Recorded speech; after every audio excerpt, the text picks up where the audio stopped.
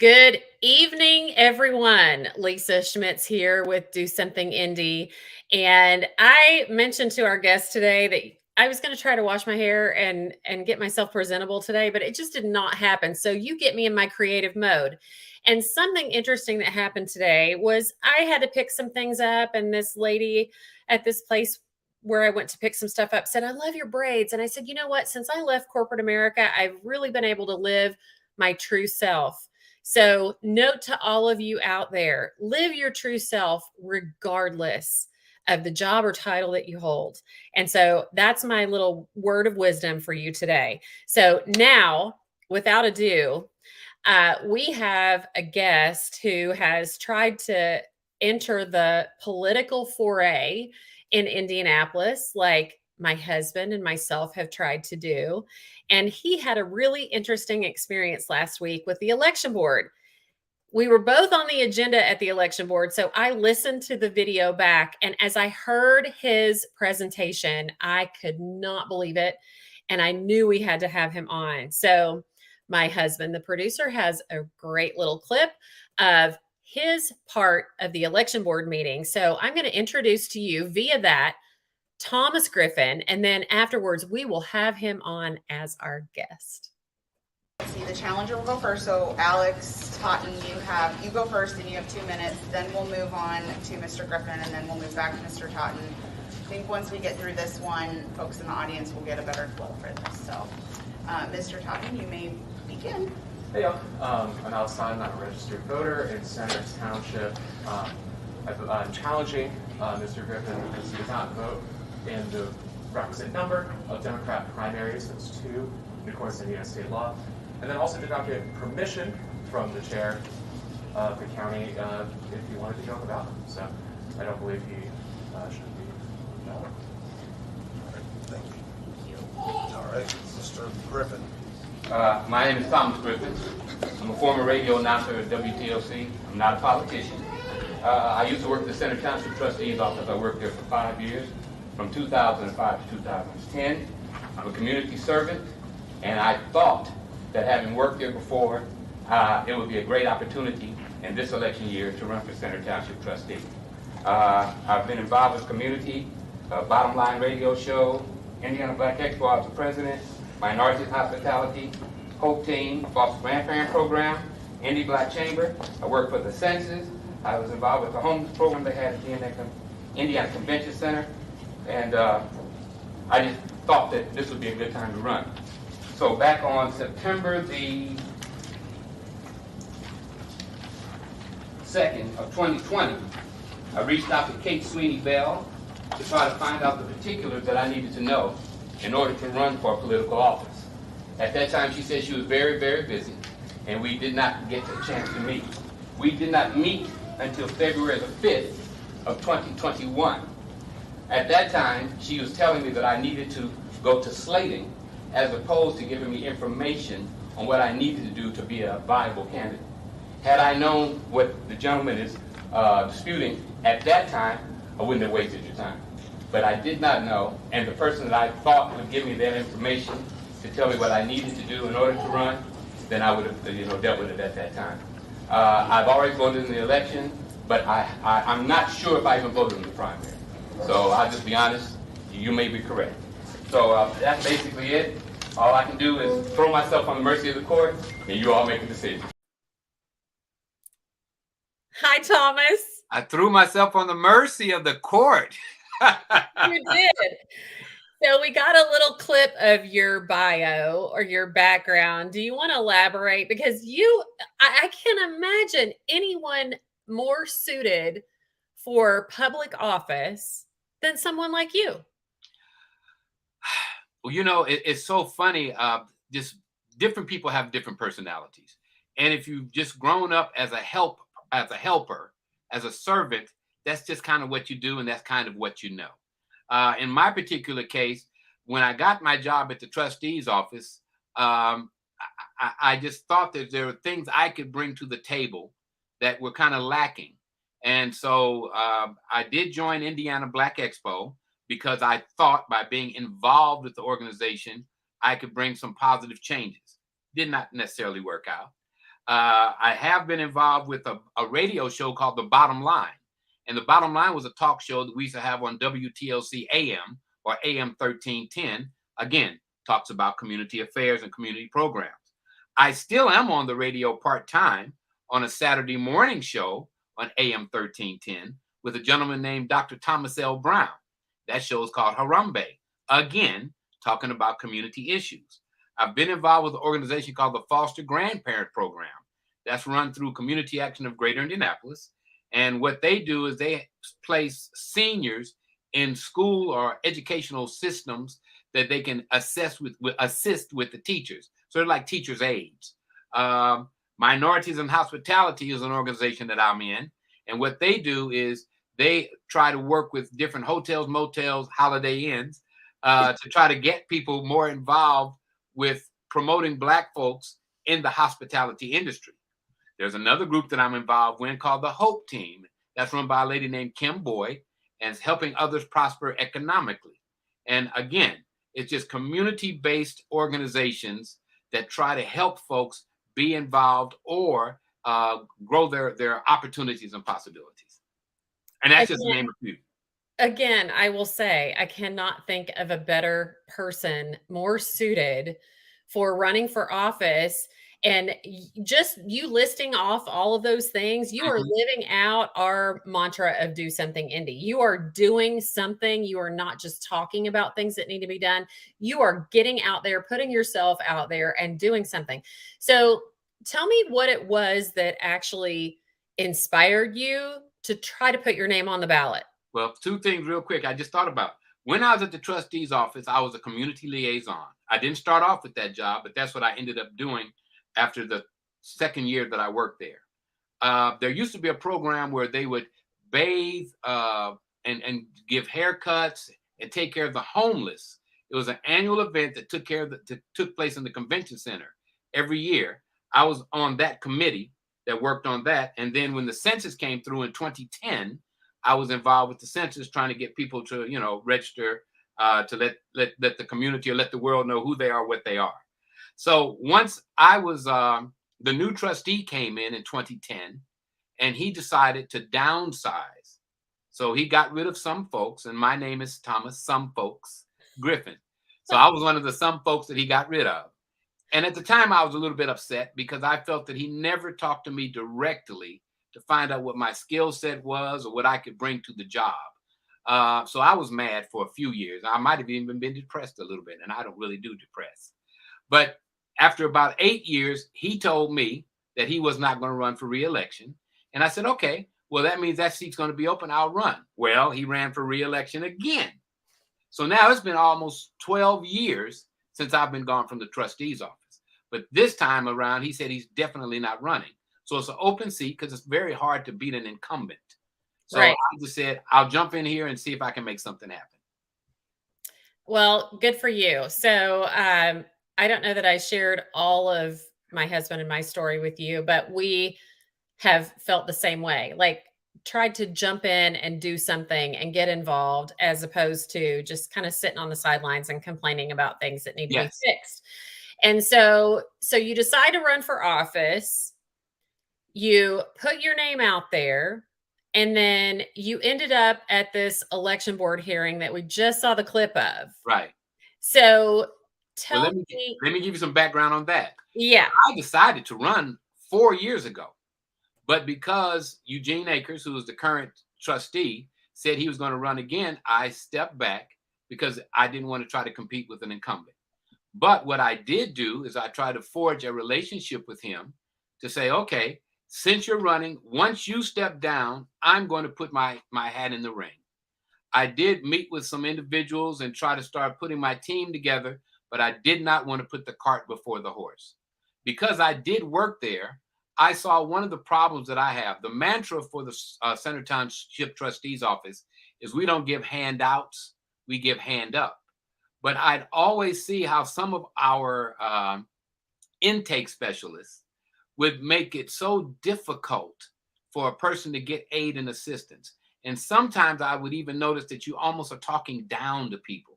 And if I'm in a state where I need help, the last thing I need is for you to belittle me, and not in a vicious way, but just to make me feel bad. Yeah. So I just thought that I could bring a little bit more compassion to the job, and I would be a little bit more hands-on. So once I decided to make this move or made this decision to try to jump in the ring, I knew I didn't know anything. I'm a novice. So I tried my best to ask people that I thought would be able to aid and assist me, and I just never got the kind of support that I thought I would receive. And what you did not know was that there was a 50-some page document on Indiana election legislation. And also, in addition to that, depending on the party that you're running for, there is the Indiana Democrat rules of the Indiana Democratic Party that is also like 50 some pages long. Right. And then if you're running for as a Republican, there is also the GOP rules. And the Democrat rules and the Republican rules don't necessarily match. And if you are running and you don't meet the criteria, they won't even put you on the ballot. Right. So how did you find that out? Well, so and I can give you, look, I can give you dates because it's easier to do facts. So on February the 7th, I went down right before the deadline and I filed to run. On February the 14th, I got a phone call that my filing had been challenged. They told me that they were going to send me a challenge in the mail, and they mailed it out on February the 11th. I never got the challenge. I never got anything, never got any correspondence, but I did get the phone call. On February the 14th, they told me that I would be going to a hearing in front of the Marion County Democratic Board, and that was going to be on February the 23rd. And so, again, I don't really know what's going on because, again, I'm new at this. So I'm thinking, okay, we're just going to figure out where I fit in and what I did wrong, or maybe I feel something out incorrectly, not knowing specifically that the challenge was coming from an individual named Alexander Totten, who I don't know. Why would you challenge somebody you don't know? So I'm going to interrupt you right there, Thomas. He happens to be your ward chair. Okay.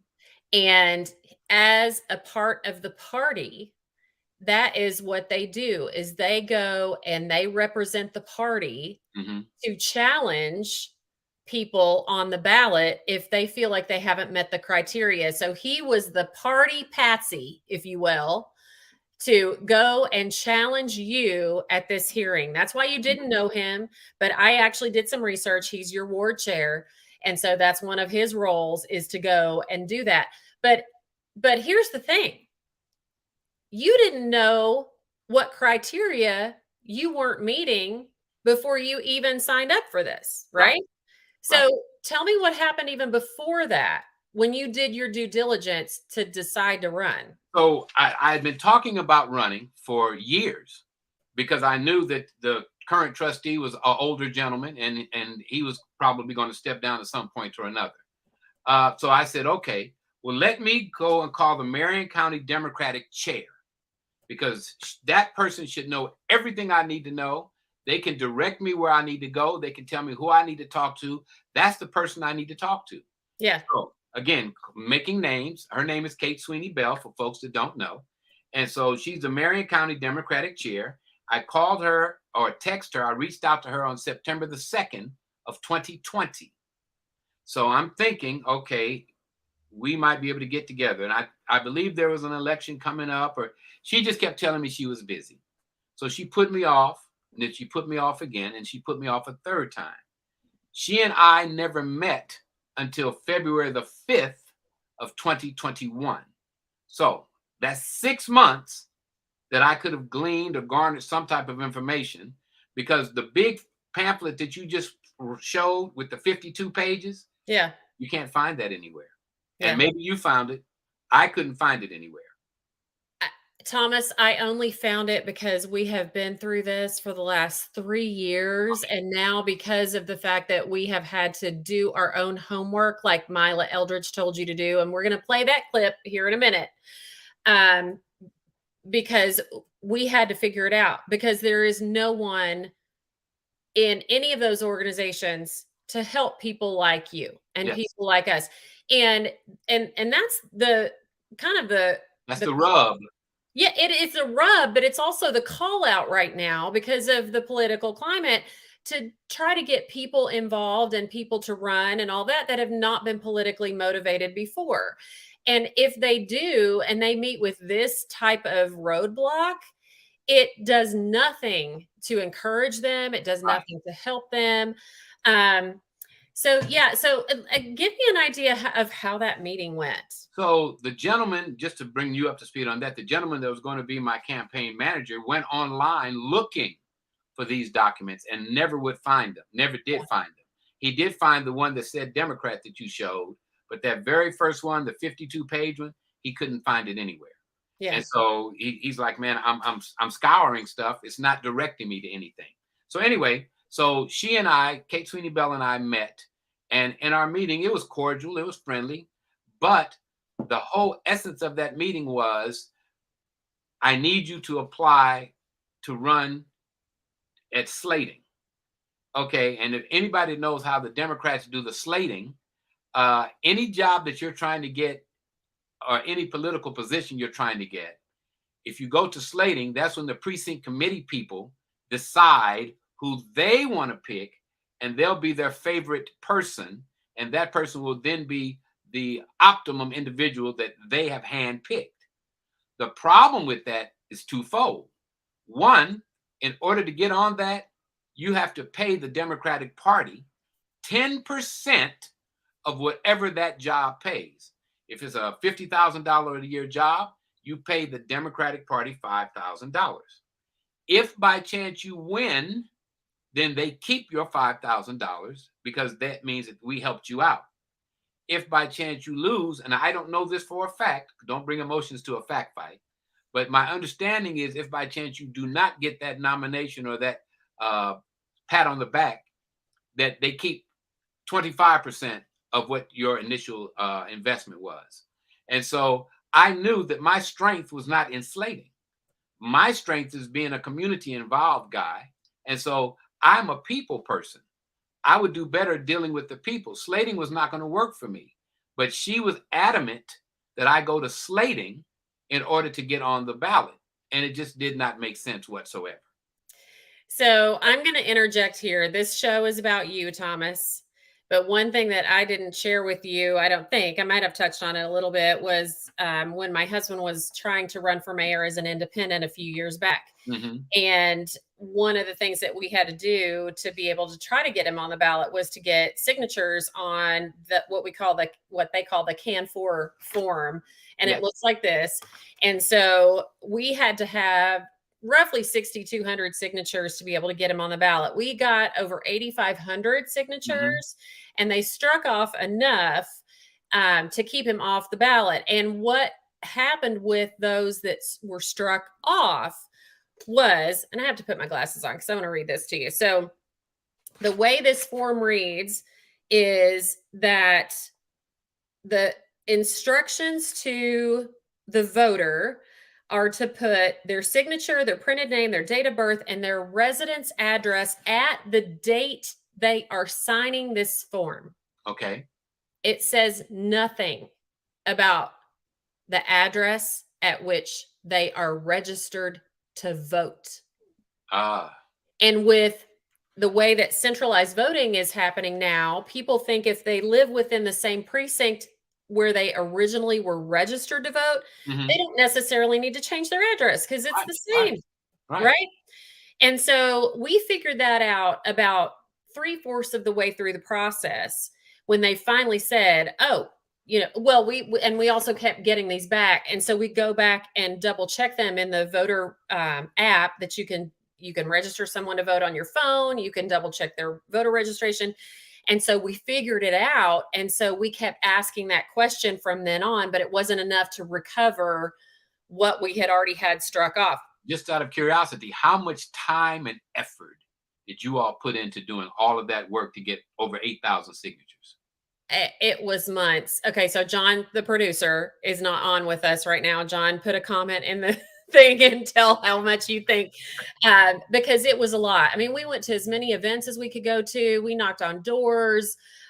It was just an immense amount of work, but we did it, and we had over 8,500 signatures.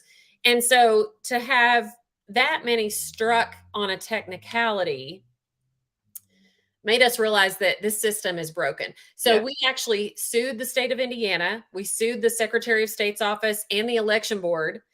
We sat in a federal courtroom with their like 12 attorneys to R1, and the judge slapped him on the hand and said, you guys need to fix this because either the form needs to be revised or the law needs to be revised, which revising the law takes legislative action. Right. Okay. So, but to this day, so now this is three years later, they still haven't fixed it. Okay. So our mission is to educate people. Right. And I hope that as a result of your experience, you are motivated to help educate people, because we didn't know this form didn't match the Indiana law. Now we do. Okay. So we can educate people on that.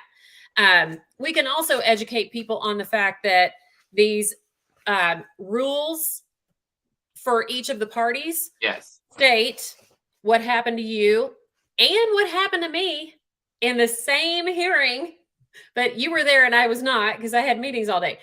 So if you haven't voted in the previous 2 primaries with your party, then they won't allow you on the ballot. Or you could also have had a letter from your party chair stating that you are a Democrat in good standing and should be on the ballot. You didn't know that. Right. I didn't know that. Well, I tell you what makes it even worse. If you go to that big stack of papers you have, the 52 pages, read that paragraph again. Yeah. It does not say 2 consecutive years. Okay, so here's where the parties are different, which really also irks me. Why can one party say one thing and another party can say something different? So the Republican rules actually say consecutive. Yes. Or it says most recent. And so here's what happened with me. May 7th of the primary year, 2019. I think that's right, 2019. Yes. I actually worked the polls. Yeah. And I voted. And my voter registration or my voter record that they referred to, and the one that I pulled when I went to the voter registration office last week, shows that I only voted on the municipal question, that I did not vote on any other office. So we actually had a referendum in our township. But I know I voted because I would have voted for the opponent of the Republican mayoral candidate so that the Republican candidate didn't win, even though, I like to think my vote counts, right? Right. So I know that I voted for him because that would have helped my husband because we were still trying to get him on the ballot. Exactly. I don't know how that happened. Because the hearing you were in was the final one and I had meetings all day and couldn't go. I'm pretty much out of luck. I actually talked to them today, so I'm out of luck, but I wanted them to know for the record, I know I voted, and your records show that I only voted a municipal question. I actually went down to the voter registration or election board office on Monday to try to get a copy of my ballot. And the response was, ballots are anonymous. And once they go in the machine, they are shredded and they're anonymous. But yet the parties know whether or not I voted Democrat or Republican. So there should be, you would assume there would be some type of printout that they could have given you that would have shown, because they have your voting history also. They do. Yep. So they know when you voted and who you voted for. Yeah. Which again, I didn't know that, because what we've always been told is that when you vote, nobody knows what you're doing. Once you pull that lever, well, back in the old days, there's a lever. Yeah. I'm with you. I'm right there. So, Did that too. these are the things that, again, we as novice just don't know. And Right. so there is truly a good old boy and a good old girl network that if you're not privy to that, you don't even know how to battle it or how to compete. Yeah. So if you start off the race 10 miles ahead of me and it's an 11-mile race, I'm going to lose. Yeah. And So that's how it's set up. so my husband started saying back when he was going through this process, it's a club and we ain't in it. That's exactly the facts. Yeah, but so I just, I think having conversations like this are so important because I know there are a lot of people out there that do want to run for office and do want to get involved because it has been the same for so long and we need to upset the apple cart, right? Well, just a breath of fresh air. And here's what I even said. Even if you don't agree with me, I can bring some new ideas. I might not have won, Yeah. but if we had a chance or an opportunity to dialogue, I might say, hey, if I become trustee, I'll do A, B, and C. Yeah. Somebody might beat me and say, hey, I'm gonna steal that guy's idea. It's a pretty good idea. Let's Yeah. do A, B, and C. Instead, we never even got a chance to banter back and forth. Exactly. Well, so I want to refer back to that big legislative document that you had a copy of, Yes. and it does refer back to both of the party rules, but it talks about how to be an eligible candidate, you have to have either the blessing of the party chair via letter, which we didn't know, Right. or you have to have voted in the 2 previous primaries. And most people don't think that primaries are important. Right. If you know who you want to vote for and you're assuming that your Republican or your Democrat candidate is going to win, then you're going to vote for them in the general election. Well, here's Right? another reason as a Democrat why you don't necessarily vote the primary, because the Democratic candidate in the primary has already been slated Exactly. by the party. So Yeah. the party has already handpicked the Yeah. person they want to represent them. So Right. voting in that instance, a lot of times is, and I know you hate to say this, but it's almost like a wasted vote. They've picked Yeah. the person they want. Yeah. Yeah. Well, so you and I both have learned that if we want to run for office, we better doggone vote in a primary. Yeah. Right? Well, the one thing though, again, and I read that thing over and over, and I'm still not, because what they told me in the hearing, and I think you said you're going to play it, they told me I had to have voted in 2 consecutive primaries. Yeah. And when I reread that documentation, that's not my interpretation of it. I Well, could be wrong. you're reading the legislative document, and actually, I have. Let's see. Let me see. I thought I had marked the Democrat. So here's the thing. I mean, it goes by your party, Hmm. which is crazy. So I think it's page 8. And the question that well, it's in the video, but the question that I did ask is, okay, if by chance you have changed the rules, when did the rules change specifically? Yeah. Who changed the rules? And what was the reason for changing the rules? Yeah. So I know that the Republican rules changed in, I think it was 2021. Yes, the Democrats. 20 or 21. So my question is, excuse me, why wasn't I grandfathered? Because in the 2 most recent primaries before the law changed, Hmm. I voted the same all the way back to like 2012. Right. So I don't understand why, if the law changed when it did, and I had done everything I was supposed to up to that point, why it didn't count. Yes. The So, yeah. truly an opportunity to disqualify certain people. So here is what I was told by a party person this week after having this conversation with them. All right. And they said, we wish we had known you were going to do this. We would have provided you with a letter, but I didn't know I needed to have one. Okay. Exactly. They said,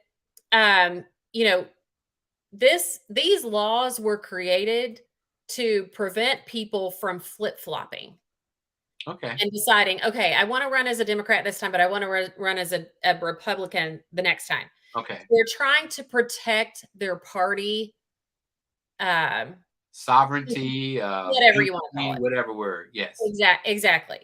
But here's my take. And, I could be like outing myself online right now with a party, but I don't care. I have always felt like the best person for the job is the one Yes. that I want to vote for. But if I'm going to be associated with a party and I'm going to be wanting to put myself in the ring for a position or for an elected office with a party, then I can't make that choice, which I don't think is right.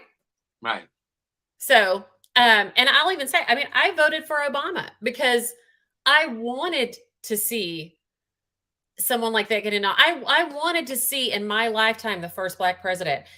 And I loved everything that he stood for at the time, and so that's how I voted, even though that wasn't my typical choice. And I'm not ashamed to say it. I'm glad I did it. I thought he served us well. But again, but as long as you voted Republican in the primary, supposedly, once you go into the general election and go into the booth, you get to choose who you want, and nobody's supposed to know because that's your choice and your right. Yeah. Okay. So I'm going to touch on that too in terms of the whole signature process. So we actually had people with parties that said, I can't sign that because my party won't let me. And we told them, your party's not standing over your shoulder telling you what to do or watching what you do. But yet we had people sign it who were very heavily embedded in their parties. Mm-hmm. And they actually put incorrect information so that their signature would get struck from the petition. And so that's sad as well, to think that there's so much control going on and so much. What they're looking for is blind loyalty. Yes. And there's nothing wrong with being loyal to something that's positive and that's good and fair. Yeah. But when you're loyal to something that's crazy, and I'm not going to talk about 45, and everybody has their opinion, so we're not going to get into that. Yeah. But I just think that a lot of people are more loyal to him than their own party. Yeah. And that's where things can get screwy. Yeah.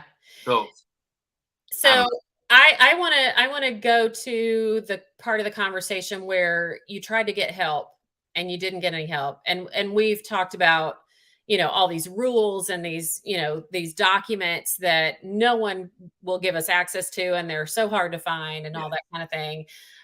You did your due diligence and you met a brick wall. Yes. So how do you feel about that now? Like, what do you feel like your mission is now? Well, it's so funny. I am 67 years old. If I was 47 or even maybe 57, I probably would circle the wagons and come back at this again. But in 4 more years, with that next election cycle, I'll be 71 years old. Yeah. I don't want to do it. So the only thing I can do is do what we're doing right now. And that is making people aware, or more people aware, of the pitfalls of running for public office, 1. 2nd, trying to identify the good old boy and good old girl network. Not that I'm trying to get anybody fired, but trying to hold everybody accountable for what they're supposed to be doing. And if that were the case in both of our situations, there would have been some semblance of a different outcome, or at least less frustration. Maybe we'll put it that way. But by not having individuals that are looking to play fair, then us regular Joes, regular Joannes, we get taken advantage of. Amen. Misused, abused. Yeah. Led astray. So producer, I want to show now the response from the election board meeting to our friend Thomas when they mentioned how he needed to do his own homework. Sure, go ahead.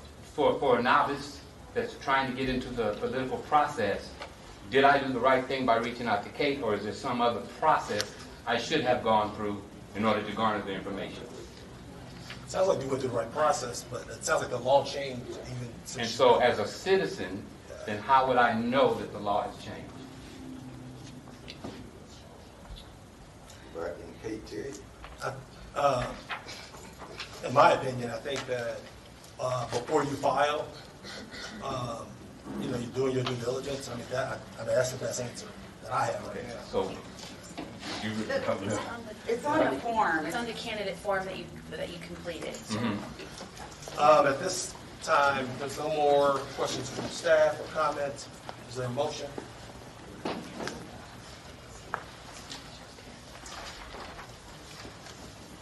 Okay, so, Mr. Chair, I'll go ahead if I'm allowed to speak. You are probably not going to like what I have to say, but as a candidate, you have to do your homework. You can't leave it up to the party chair, an individual, and I've heard these cases over and over again. We as candidates, we have to do our homework. So in regard to what the law states, it's unfortunate that we have to follow the law. We have to follow the law. So I am going to make the motion that we have to uphold the challenge due to the law. And again, I will say that if you ever decide that you're going to run for office again, do the homework. You do the homework yourself. I'm just sitting here like, Did your head explode? yes. And the fact that she just was condescending to you. You do your homework. We're not here to help you is basically, you know, what I heard her say. And you did everything that you knew to do. Plain and simple. Well, now let me do this. This is called full disclosure. Myla Eldridge is a friend of mine. Yeah. And so, again, I understand she has a job, but I also know that she's part of the Democratic Party. Yeah. So then the question is, could she or should she have asked the Marion County Democratic chair, why didn't you help this gentleman? Instead, they put the onus on me. Yeah. And so, okay, I accept that. Okay, I probably should have done more research. But when I went to the person that's the boss, the head, you know, then you don't give me any information, then what was my next recourse? To start searching around trying to get information. But if you didn't give me any information, then I would assume, okay, well, I guess I know everything I need to know. Yeah.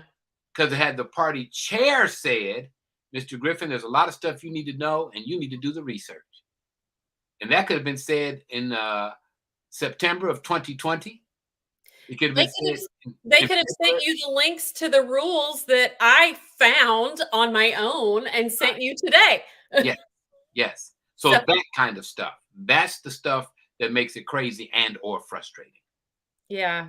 Well, and I kind of feel like they get into those hearing situations and it's a chance for them to kind of put people in their spot. And I don't appreciate that either, because we want to encourage people to be involved. We want to encourage people to run for office and mix all of this up.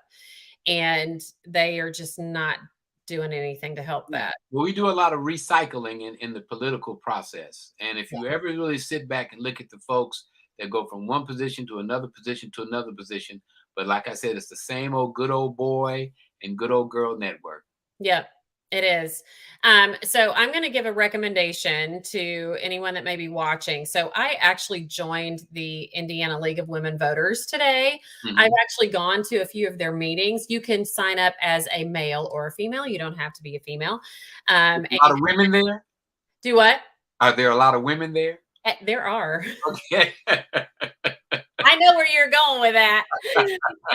But you can also sign up as a household or as an individual, but they are charged with educating voters. And they have a lot of resources on their website. They, I think they have gotten back to having events in person of late. I went to one of their events a couple of years ago, which was very informative, and they're nonpartisan, which is great. Good. So they do a lot to help educate people, but also, I mean, people like you and I and my husband John need to be resources for people too, because we've been through all of this and we've learned through the school of hard knocks, right? Yes. And you know what's so funny you say that? Anytime you try to institute change, somebody's going to have to be that first one to fall on the sword. And I understand that. And Yeah. so all you can do is that pass that information down to that next person or that next person or the person after that person. And so that's kind of where my head is now, because I don't foresee trying to do this political thing again. And let's be honest again, if it was 2 consecutive primaries in a row, I wouldn't be able to run for office until 2030. Yeah. Yeah. And do you want to do that? I might be a little seasoned by then. Well, yeah. And so those are the things we learn in this whole process. And yeah, I think we just all need to impart that wisdom to all of our friends and, in any avenue that we possibly can. So we are just so grateful that you decided to come on the show with us. After I watched that video last week because of my situation, you were one of the first ones in the queue. And as I listened to you, I was like, oh my word. And I looked at it and I'm like, okay, that kind of makes you want to fight. Doesn't it? It Yeah. really does. Yeah. And just to think that you had someone that you didn't even know standing there opposing you of being on the ballot just because it's a party decision. To me, it's all messed up, you guys. It's all messed up. We've got to get involved and try to mix this up. Yes. And we really need to work hard in making any elected official accountable for whatever their position is, because we continue to let these people off the hook and we're not making them accountable for the things that they should be doing. They work for us. Yes. They work for us. And everyone on that panel that you had to speak to all work for us.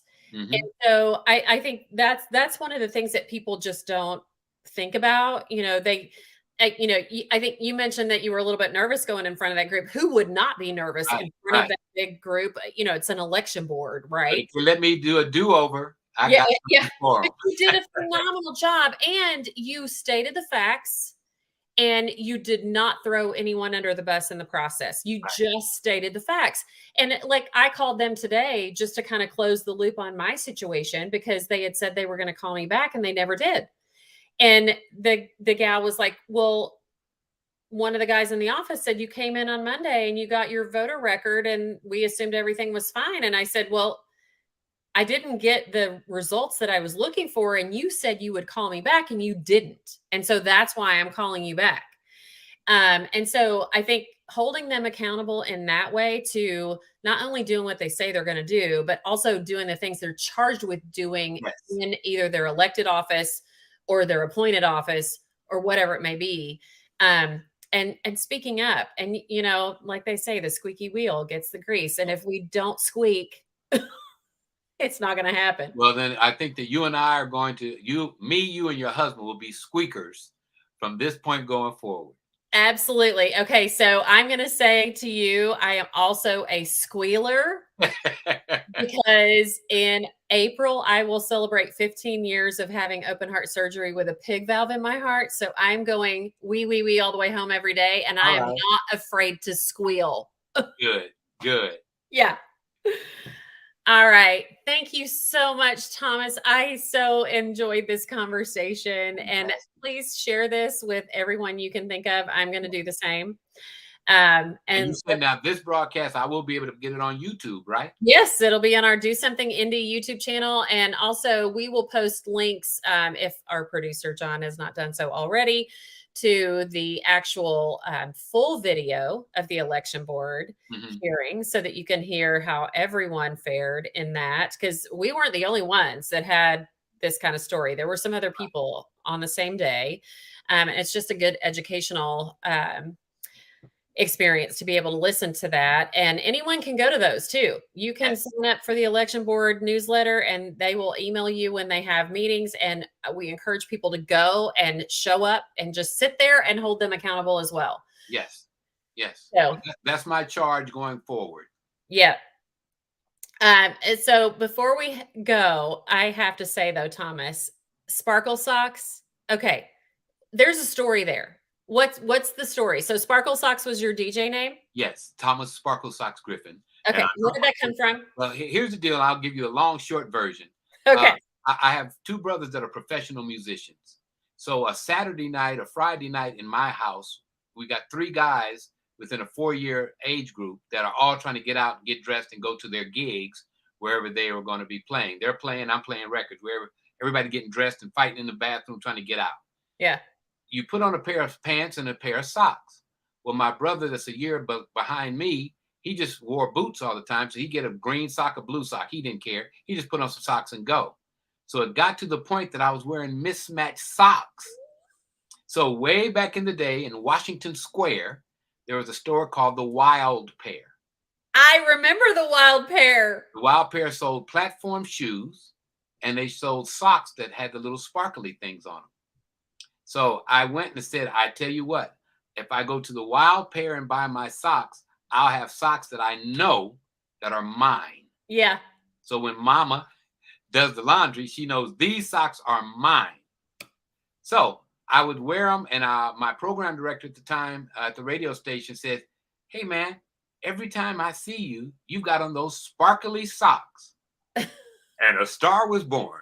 There you go. And it stuck. I love it. Well, I love the term sparkle. It's an endearing term. I'll have to tell you about that some other time later. Okay. But yeah, so I love that so much. So thank you for sharing that. Okay, guys. Thank you for listening. Thank you, Thomas, for joining us. For having me. Voter education and voter registration. Yes. #1 priority. Thank you, sir. You're welcome. Yeah. Have a good night. Thank you. And we'll do it again sometime.